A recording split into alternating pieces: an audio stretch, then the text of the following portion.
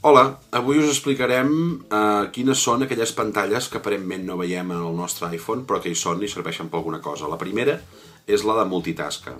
Com en l'iPhone ens permet, en les versions ja més recents, obrir diverses aplicacions alhora i tenir un accés fàcil entre elles. Per poder fer això, no cal que anem a clicar la icona cada vegada de l'aplicació, perquè ja la tenim oberta en segon terme. A la barra de baix apreteu 2 vegades la icona d'inici, el botó gros de l'iPhone, i veureu que us apareix una barra i allà, si aneu movent el dit a dreta i a esquerra, veureu totes les aplicacions que teniu obertes. Això en principi no és problemàtic, tot i que algunes aplicacions en segon pla van treballant i poden consumir un palet de RAM i una mica més de bateria. No és dramàtic, però val la pena de tant en tant tancar-les. Això també ens pot servir per si una aplicació se'ns penja i no podem fer res més, l'obrim i sempre estem en un punt penjat, anem aquí i la apaguem, diguéssim.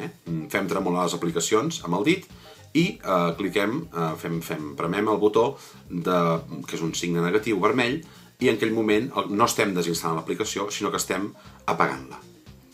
També en aquesta barra inferior tenim, si tirem a l'esquerra, tenim el controlador de l'iPod, de la música, tenim un play, una pausa, per poder controlar la nostra música. I una mica més a l'esquerra i encara hi ha un control de volum.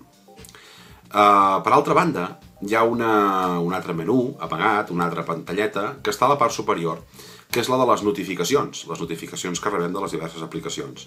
Si poseu el dit a la part superior del vostre iPhone, apreteu i desplaceu avall, veureu que es desplega tot un menú que hi ha totes les notificacions de les aplicacions, totes agrupades, diguéssim, per a les aplicacions.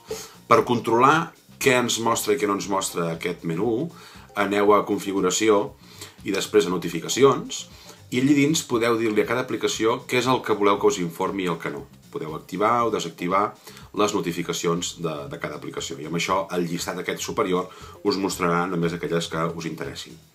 A reveure!